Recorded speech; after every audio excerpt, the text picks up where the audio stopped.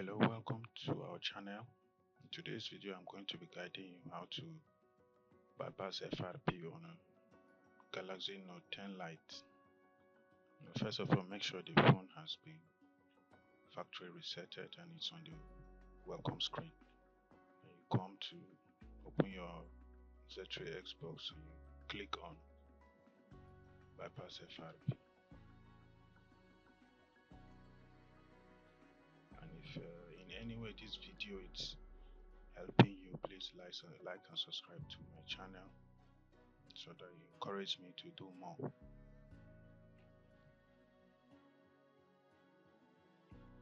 Then you, on your phone screen, you input *0 *. Allow the phone to. Then you click on that and you allow it to run it focus. And then as easy as that, all is done just within 1 minute and some few seconds. Thanks for watching my video and see you in the next video.